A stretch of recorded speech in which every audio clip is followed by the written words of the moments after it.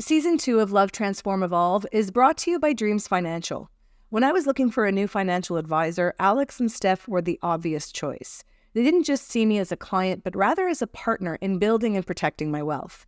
Their personalized approach and innovative solutions have made financial planning a breeze, not to mention the fact that they are in it with me, explaining everything as we go so that I always know where my money is going and why. And when it comes to the death of a loved one, Alex and Steph are experts at providing compassionate guidance, offering clarity and direction. For more information, visit their website at dreamsfinancial.ca.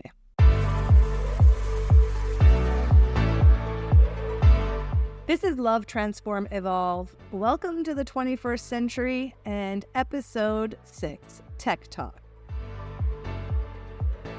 We felt that we were reinventing the wheel every single time something came up. Caregivers spend on average 15 hours a week on caregiving activities. Everything becomes a measurement. Everything becomes something that you have to look at and monitor. All that matters is that mom or dad or grandma or grandpa or whoever it is get the services that they need.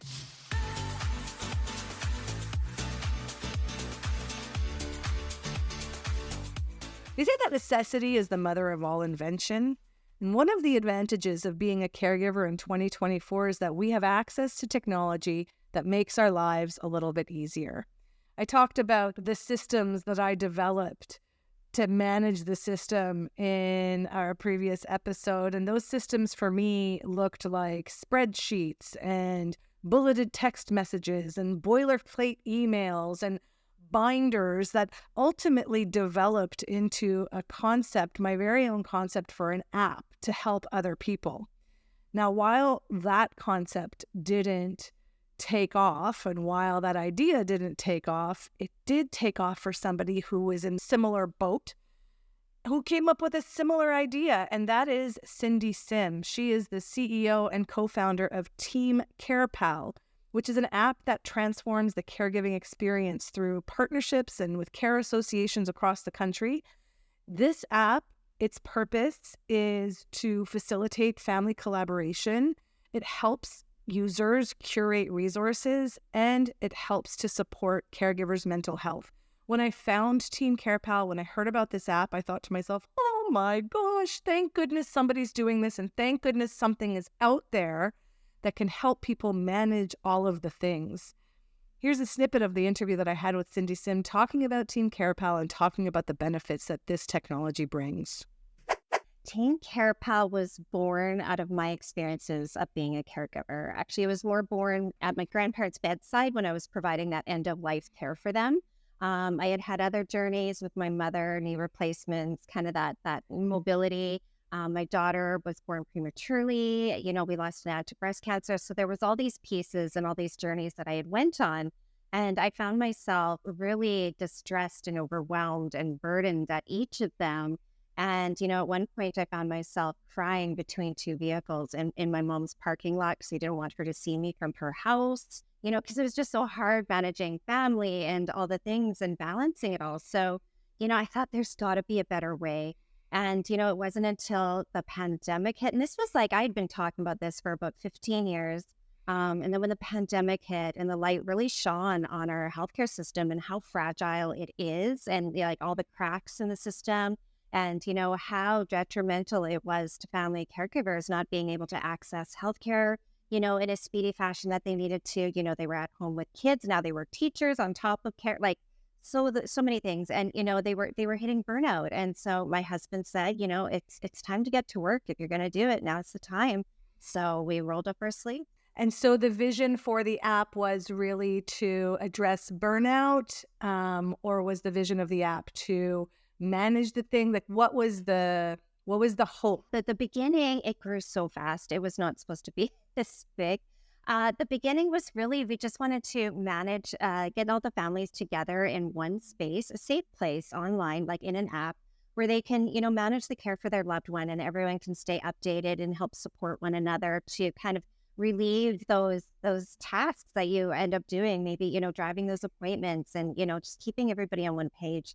When we went and we interviewed over 150 caregivers in 2021. And it was the most heartbreaking year I've ever experienced. We cried with caregivers. It was at that point, that yes, we can, put all those features in to help them manage that care, But that's where I think our core really came from, is the fact that caregivers were hitting burnout in our surveys. Some of them hadn't had respite in years, so they were down. They were hit against a brick wall. They were in trouble. And so that's when we really established our true red light. Our shining North Star was going to be, let's focus on that caregiver burnout. Burnout looks like different things to different people, right? What does burnout look like to you based on those interviews? Yeah, so based on those interviews, like we know, caregivers spend on average 15 hours a week on caregiving activities. And 21% of caregivers spend more than 20 hours a week. So this is on top of their jobs and, all the other things, managing their families and that sort of things. And so we know, based on our research, that at that 20 hours of care per week or more is a pivotal moment for a caregiver's mental and physical health. We know that 55% of them reported being tired, 40% sleep disturbances, 39%, which is huge, were very overwhelmed.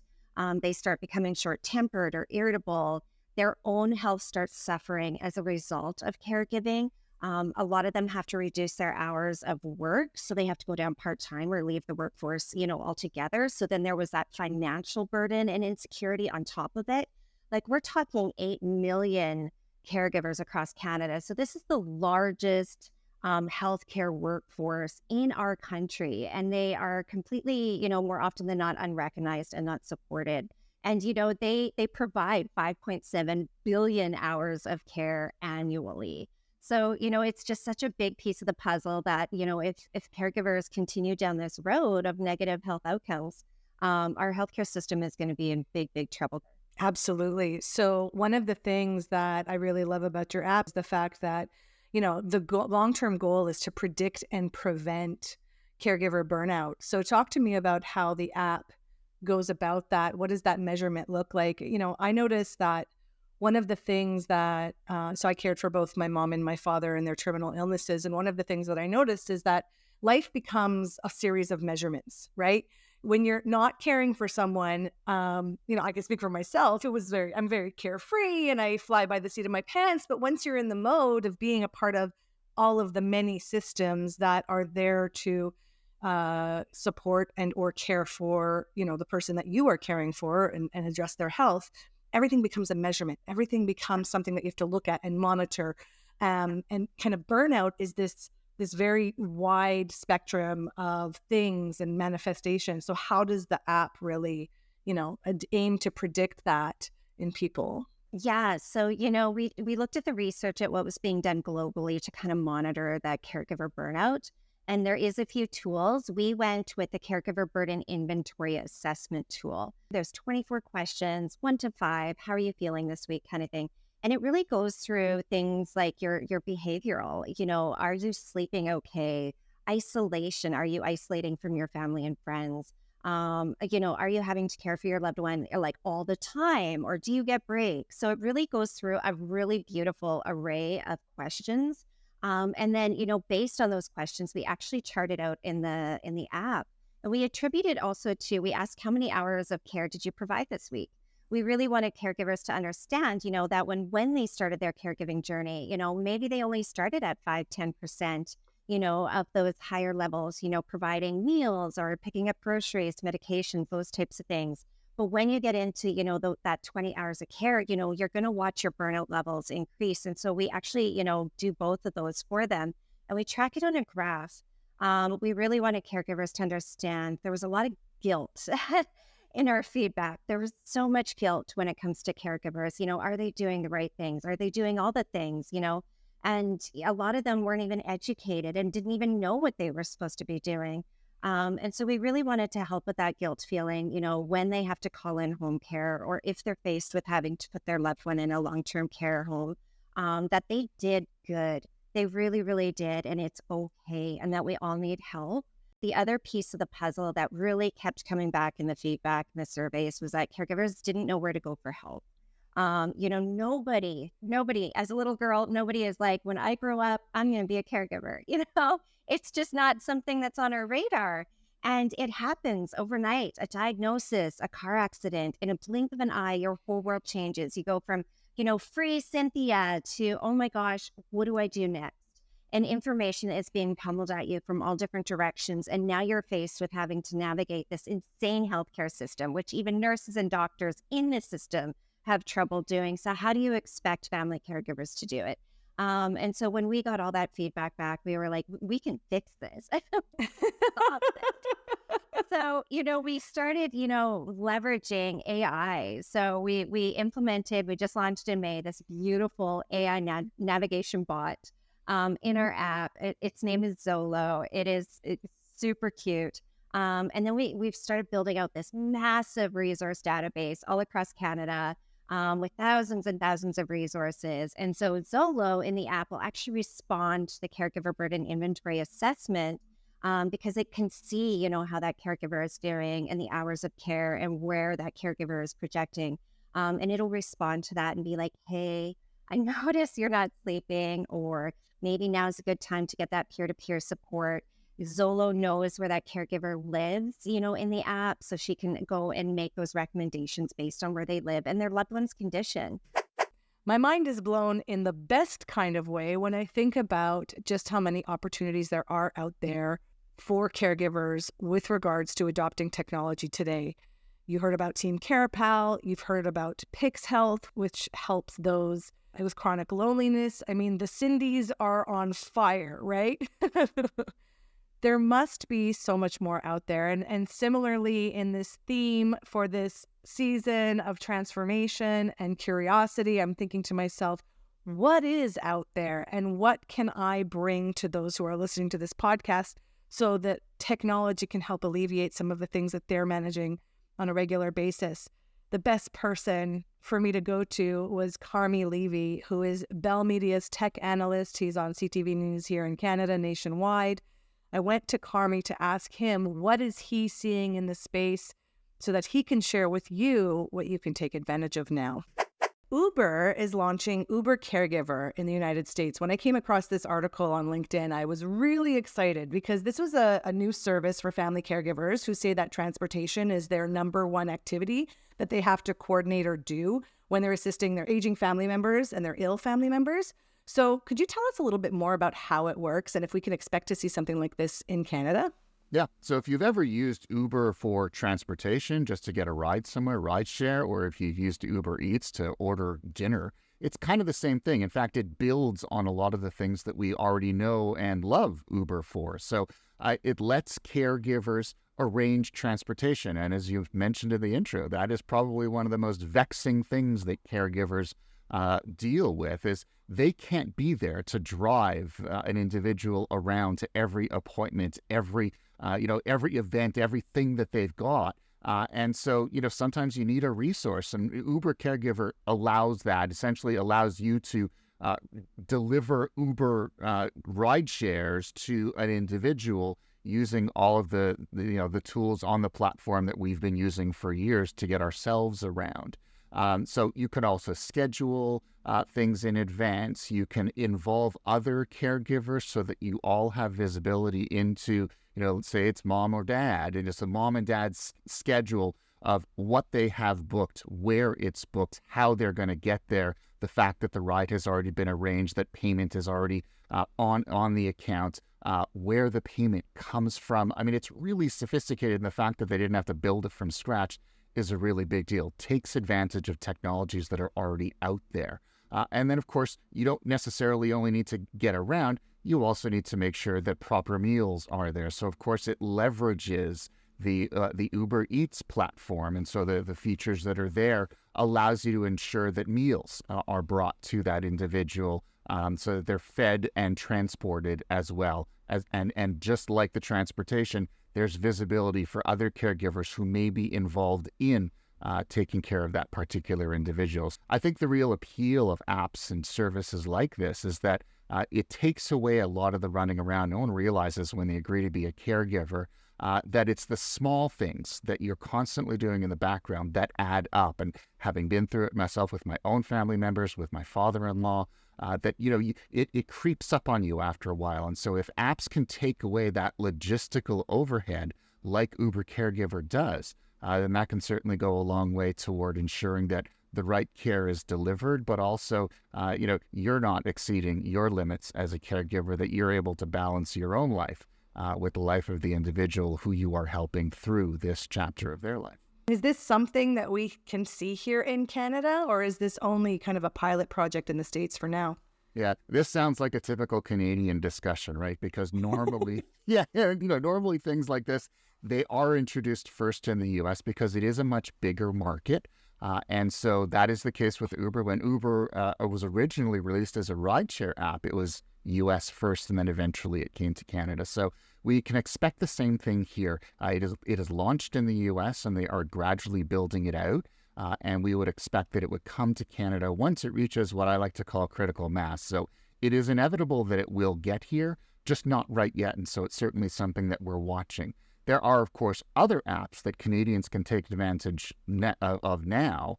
So, for example, Team CarePal is another app that does much the same thing as Uber Caregiver, and it also incorporates things like scheduling.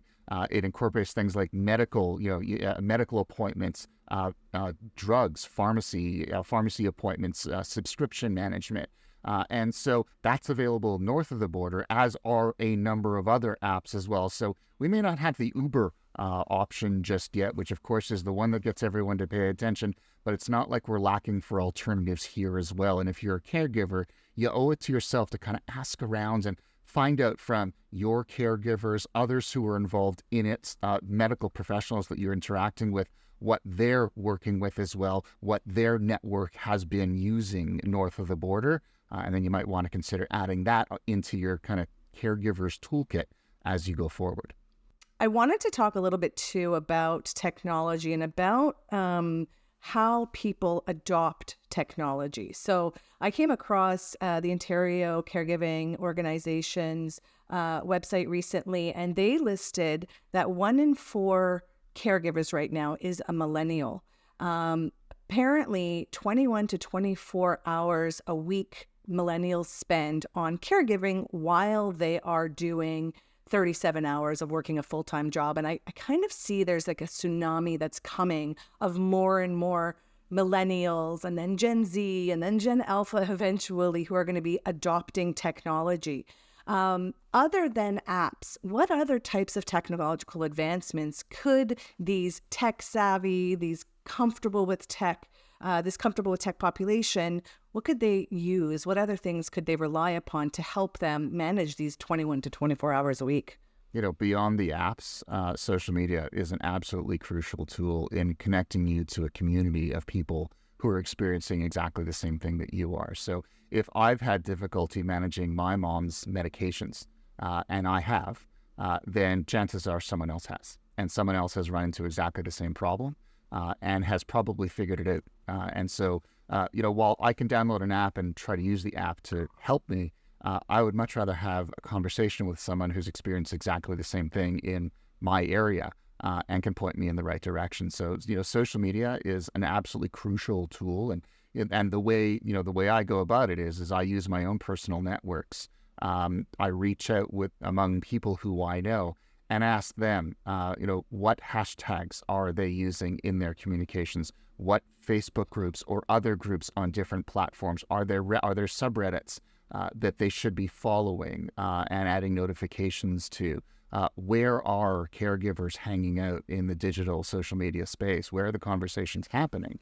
And then I use that as a way of just kind of grounding myself. So it's a combination of both technology and just as important, community. And I think social media forms a really important part of that. And if you're a millennial, you're already using those tools for everything else that you do in your digital life. So why not add caregiving to that to allow you to manage that balance that only this so-called sandwich generation truly understands? So they say that 1 in 4 Canadians right now is a caregiver. Basically, the trend is that it's moving to be 1 in 2 people in Canada are going to be a caregiver. Do you have personal experience with caregiving? I think you mentioned you were a caregiver for your mother. Talk to me a little bit about what that's been like for you. Yeah, I think the one that really stands out for me was when my father-in-law unfortunately got sick, ultimately passed away, but spent the bulk of a year in hospital, lost his ability to communicate, lost his ability to be mobile, to walk. And ultimately, we moved him into a long-term care home where he passed away. And really, the scenario there was we were thrown into it because he had been, fully mobile, fully independent right up until that moment. And so almost overnight, we were kind of thrown into this situation where we were caregivers with really no preparation, no advance notice, and certainly no coordination among the family. And it was just something that we took on. My wife was the quarterback, and I just helped her as best I could. And, what we found there was we felt that we were reinventing the wheel every single time something came up. And so we didn't know where to go for these resources, and we were reacting, not so much proacting. And in retrospect, probably could have used these services and apps. This was about 6 years ago. So, would we have been better off if we had leaned a little bit more heavily on technology? Absolutely. At the time, a lot of these apps and services either didn't exist or weren't as well developed as they are today.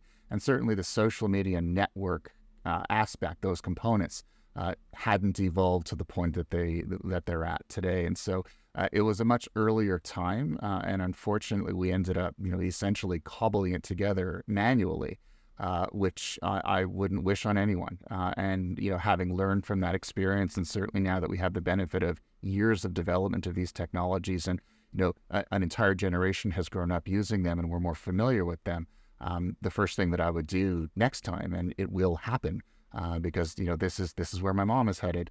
I'll be leaning on that technology first, and any advice that I'm giving out to anyone else, I will certainly be following myself. And I think that's important. Is if you become a caregiver, whether you see it coming on the horizon and you've got lots of time to prepare, or whether you're just thrown into the deep end, you sort of have to recognize that there are tools around there to help. And the first thing that you should be doing, rather than flailing and thinking that you've got to figure it out on your own, look to those tools, look to those resources, because in many cases, the questions that you're asking have already been answered. You're echoing so much of what so many caregivers go through. Every single situation is unique, yet there are similarities. Mm-hmm. And it feels for so many caregivers like they are reinventing the wheel every single time.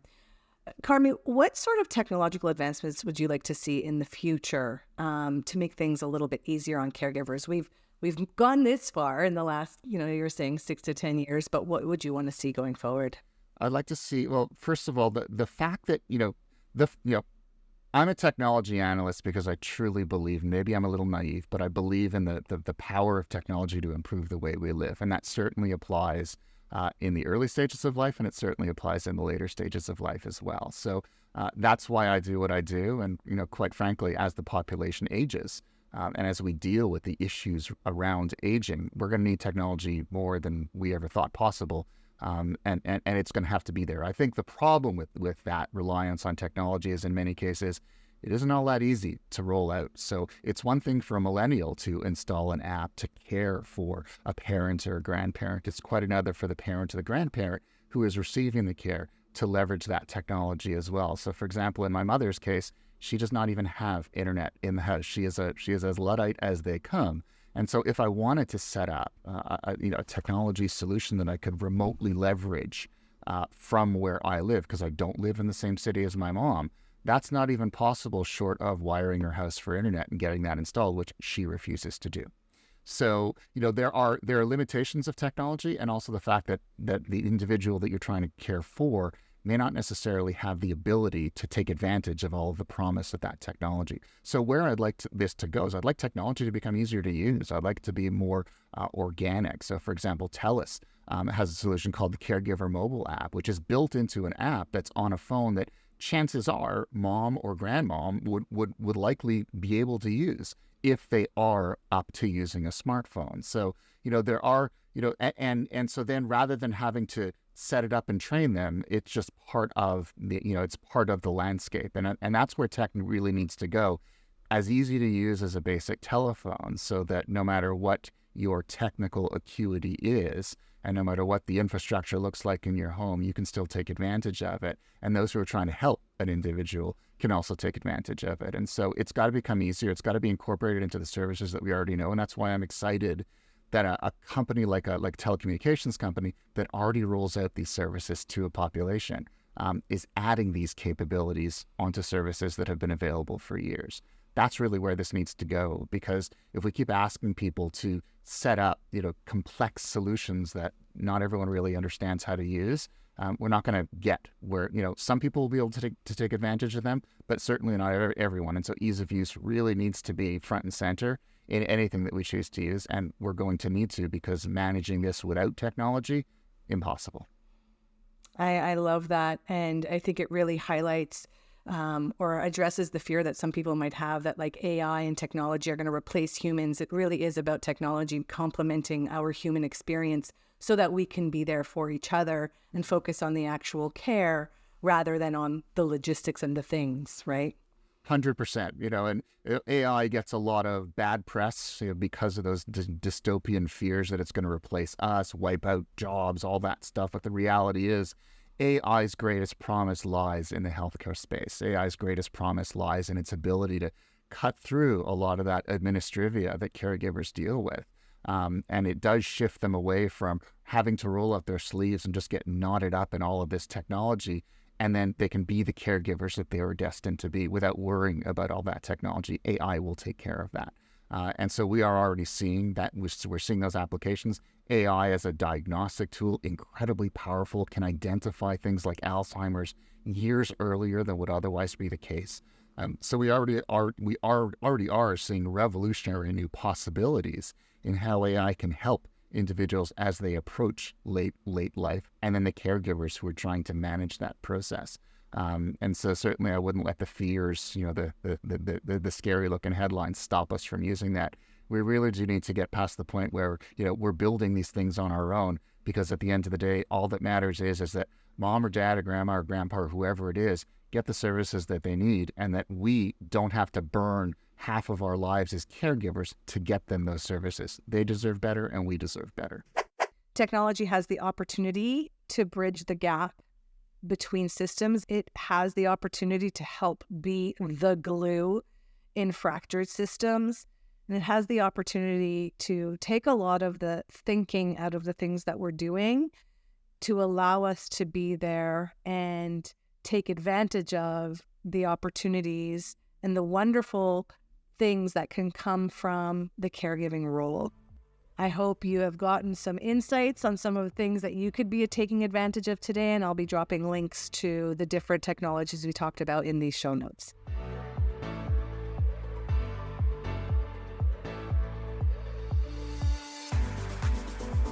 If you like what you heard today, be sure to rate, follow, or subscribe wherever you get your podcasts. New episodes from Season 2 of Love, Transform, Evolve drop every Wednesday morning. I'm Cynthia Iorio. Until next time.